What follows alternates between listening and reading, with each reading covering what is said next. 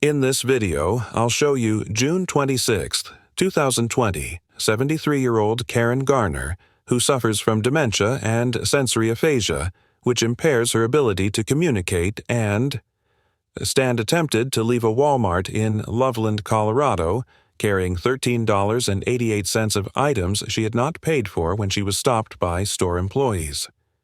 Miss Garner attempted to hand over her credit card to pay for the items, but the employees refused to allow her to pay and took the items back. Miss Garner left the store, and a Walmart employee then called the Loveland Police Department to report the supposed theft. Officer Austin Hopp responded to the call and tracked down Miss Garner as she was walking home on the side of the road. Officer Hopp pulled up behind Miss Garner with his lights on, and when she did not stop, he stopped his vehicle and approached her.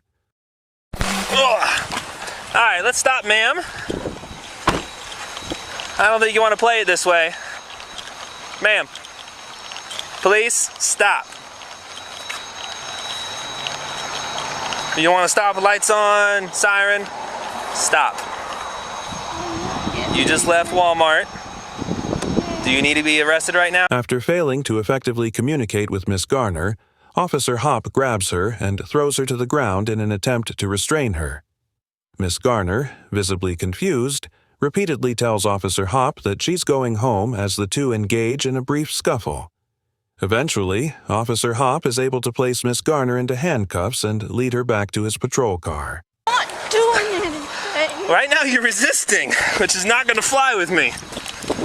And before that, you tried to steal from Walmart. And they caught you and took the stuff back. Stand up. Oh, boy.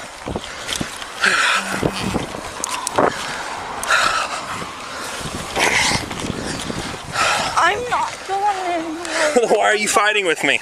And why are you trying to slip the cuffs off? I'm going home.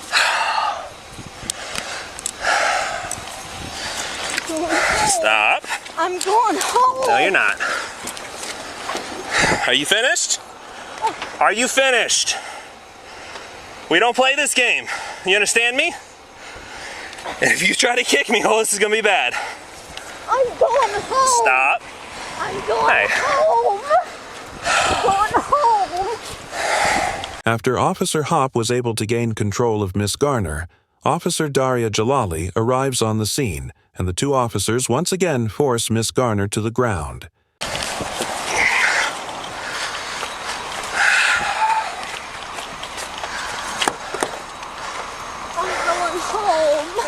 No, stop. I'm pushing. Oh, there we go. All right. Sit down. I'm going home. Sit down. I'm down. going home. Get in the cart. In you go. Do not hook onto him. I'll come on the other side and grab her.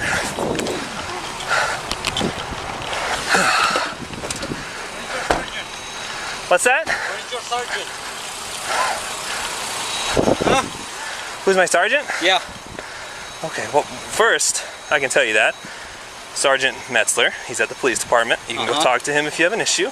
Yeah, give me your car so I can put a report. Okay. I see you there, how you throw the little kid. Little kid? Well, I don't know He's if not a he's little kid. And this he is what he was just walking, and I see you how She you just grab him. stole from Walmart and refused to stop, refused to listen to lawful orders, and to fight me. This is what happens when you fight the police. I have to use force to safely detain her. This isn't just some random act of aggression. Officer Jalali assists Officer Hopp in restraining Miss Garner's feet and placing her in the patrol vehicle, after which a concerned citizen confronts Officer Hopp about his conduct. Although Officer Hopp informs the citizen that he was within his authority to use force against Miss Garner, his conduct almost certainly violated department policy, Colorado law, and the U.S. Constitution. Section 18-1-707 of the Colorado Revised Statutes currently states that, quote, peace officers in carrying out their duties shall apply nonviolent means when possible before resorting to the use of physical force. A peace officer may use physical force only if nonviolent means would be ineffective in effecting an arrest. However, this language was recently added to the statute by Colorado Senate Bill 2021-17. And although the bill was signed on June 19, 2020, these provisions did not go into effect until September 1, 2020. At the time of Miss Garner's arrest, the statute that was in effect stated that, quote, a peace officer is justified in using reasonable and appropriate physical force upon another person when and to the extent that he reasonably believes it necessary to effect an arrest. When courts determine whether an officer's use of force is, quote, quote, reasonable under both Colorado law and the Fourth Amendment, they review the totality of the circumstances, focusing on three factors identified by the Supreme Court in the 1989 case of Graham v. Connor. Now, quoting the severity of the crime at issue, whether the suspect poses an immediate threat to the safety of the officers or others, and whether he is active, resisting arrest, or attempting to evade arrest by flight. While it technically could be argued that Miss Garner was attempting to evade arrest by slowly walking away from Officer Hopp in her confusion, the first two Graham factors clearly weigh against the use of force in this situation. Miss Garner was accused of the attempted theft of Pepsi, a candy bar, a T-shirt, and some shout wipe refills, which is a petty offense in Colorado. And as an elderly woman with dementia who was 5 feet tall, weighed approximately 80 pounds, and was simply trying to walk home. She clearly posed no threat to anyone's safety. Realize that. Yeah, well, the way that I see it from over there, Okay. I was like, that's no. But you don't know the whole situation. That's the thing. Yeah, but it's like. But you knowing see, the situation, do you not feel knowing- differently now? Oh, yeah. But That's it. like seeing it from there, that guy just walking. Yeah, I get you that. know. I get that. So when I went to go grab her and talk to her, she started running, leaving, pulling away from me, trying to fight me. Well, that's the thing. I didn't see it running, Exactly. So before you go to a snap judgment, you gotta get all the facts. But right here, she wasn't running. I get that. I see her walking right there. You pull All right. over. I gotta deal with this. You hang tight, okay? Get your feet in the car. All right. Here, let me see your feet. Credit card. We'll get it. Oh, my credit card.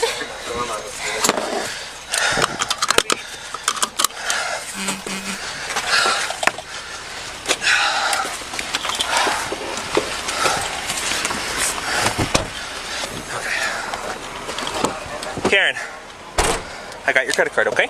It'll go with you. What's your date of birth, Karen? I want my credit card. I have it.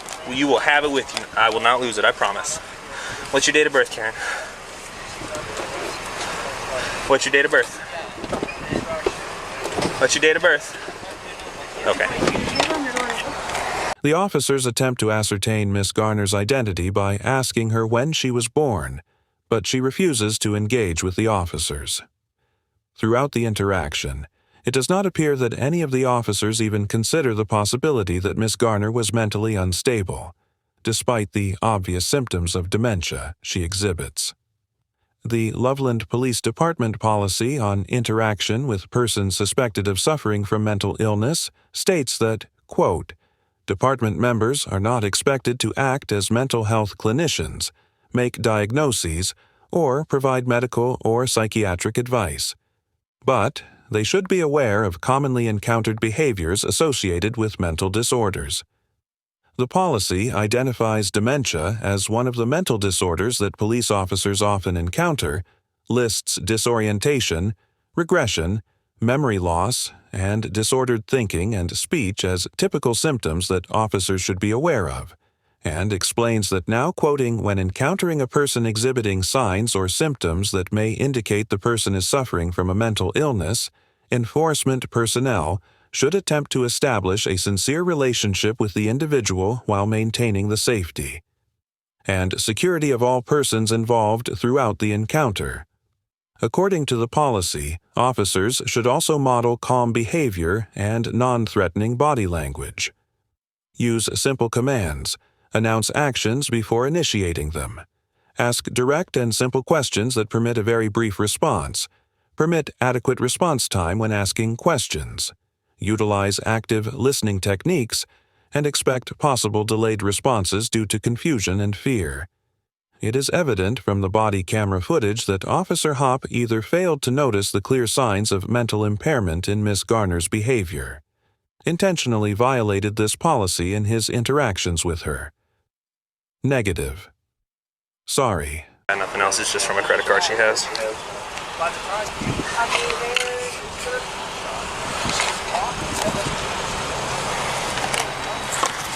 Copy, she's probably like 4'10", 5 foot, maybe like 100 pounds. As you said you were funny, I would have gotten here quicker. Oh, you were good. Had her handled. If it was a big dude, it'd been different.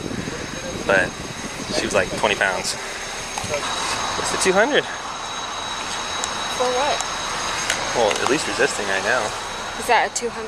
Yeah, okay. All right, Hey. let's get her down to the station. Okay, we don't need to wait for Capello. No, we can see what I mean, Okay. we know what's it say. She stole some stuff, and they caught her before she left and got it back, and then she ran out. So we have And then the. you contacted her for that, And then she resisted and obstructed obstructed. resisted, so We're good either way. we're good either way. Cool. She's going. All right. If they decide not to prosecute, I don't care. Cool.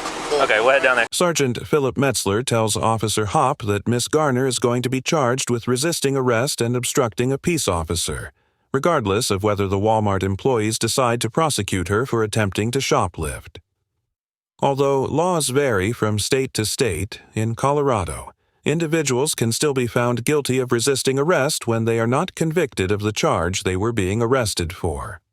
Section 18-8-103 of the Colorado Revised Statutes, which defines the offense of resisting arrest, states that, quote, "it is no defense." A prosecution under this section that the peace officer was attempting to make an arrest which in fact was unlawful if he was acting under color of his official authority, and in attempting to make the arrest he was not resorting to unreasonable or excessive force giving rise to the right of self-defense. However, if charges were pursued against Ms. Garner, she would have a strong argument that she was acting in self-defense, as a court would likely conclude that Officer Hopp was using unreasonable and excessive force. Additionally, Ms. Garner's mental condition could serve as another defense if charges were filed against her, since to obtain convictions for both resisting arrest and obstructing a peace officer, which is codified in Section 18-8-104 of the Colorado Revised Statutes. The government would be required to prove that she acted, quote, UN, quote, knowingly, which Section 18-1-501 defines as being aware of the nature of one's conduct under Section 18-1-803 of the Colorado Revised Statutes, evidence of a, quote, UN, quote, impaired mental condition, which Section 16-8-102 defines as, quote, a condition of mind caused by mental disease or defect that prevents the person from forming the culpable mental state that is an essential element of any crime. Charged can be offered as a defense to show that a criminal defendant was incapable of acting knowingly. Given Officer Hopp's use of excessive force, Miss Garner's right to self-defense, and her impaired mental condition, it is highly unlikely that she would be convicted of resisting or obstructing, and this is likely why the charges against her were quickly dropped. Hey, you got the door open. Come on, Karen. I'm gonna run. You're gonna run? Oh, good thing we got the hot pole. I was gonna pay for it. But you did. After the officers brought Miss Garner to the police station, she was carried inside, handcuffed to a bench, and left there for several hours without medical care. As a result of Officer Hopp's use of force, Miss Garner suffered a fractured and dislocated shoulder, a bloody nose, scrapes to her face, and contusions to her knees. She was also diagnosed with post-traumatic stress disorder following the incident, and continues to suffer debilitating physical pain in her shoulder, arm, and wrist. While Miss Garner was restrained at the police station, security footage showed officers Hopp, and Jalali reviewing the body camera footage with Community Service Officer Tyler Blackett, high-fiving, bragging, and celebrating the injury to Miss Garner's arm. In his narrative report on the use of force, Officer Hopp wrote that, upon contact, The suspect attempted to flee the scene and was placed onto the ground to safely detain her. The suspect fought against officers continuously and several controlling holds had to be used. The suspect sustained minor lacerations to her wrists from the handcuffs and a small laceration to her chin. The fact that this account was clearly contradicted by the body camera footage and Ms. Garner's actual physical condition. Multiple higher-level officers, including Sergeant Metzler, approved the use of force as, quote, necessary, reasonable, and within policy. In fact, no action was taken against any of the officers involved until Ms. Garner filed a federal lawsuit against the city of Loveland, Officers Hopp and Jalali and Sergeant Metzler, on April 14, 2021. Ms. Garner's attorney, Sarah Shilka, publicly released the body camera footage and in response to national outrage over the incident, Officer Hopp was placed on administrative leave, and Officer Jalali and Sergeant Metzler were reassigned to administrative duties pending an internal investigation.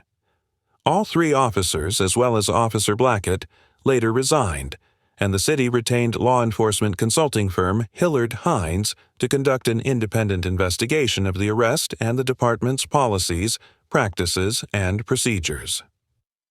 On May 19, 2021, the Colorado 8th Judicial District Critical Incident Response Team concluded an investigation into the incident. Criminal charges were filed against former officers Hopp and Jalali.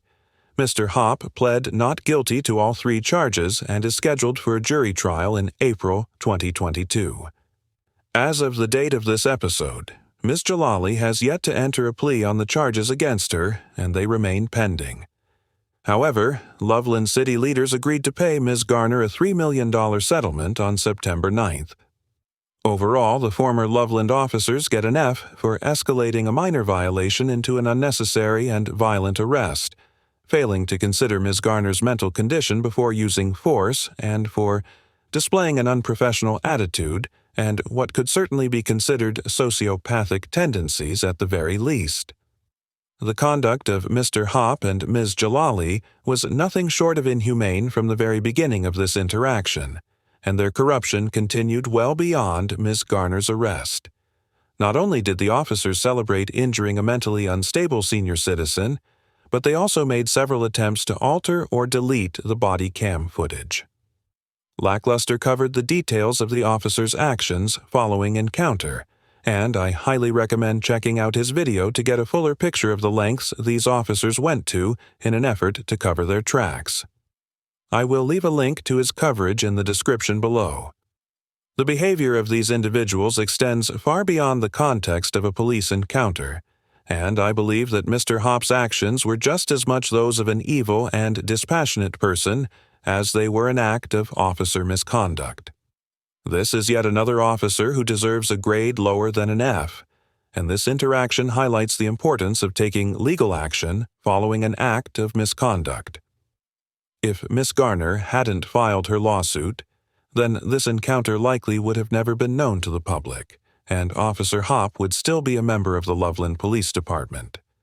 As for Miss Garner, it would not be appropriate to assign a grade to an individual who was not in full control of their mental faculties at the time of the interaction. If nothing else, this encounter is a prime example of the current relationship between American policing and individuals suffering from mental health conditions, and is a testament to the complications that often arise when poorly trained officers attempt to handle these cases. Miss Garner was not only a victim of police misconduct, she was also the victim of a corrupt human being and a society's usal to act upon the shortcomings of policing and mental health care. I commend Miss Garner for having the courage to follow up this interaction with the proper legal action, and I sincerely hope that this encounter inspires other departments to take preemptive measures to ensure that their officers.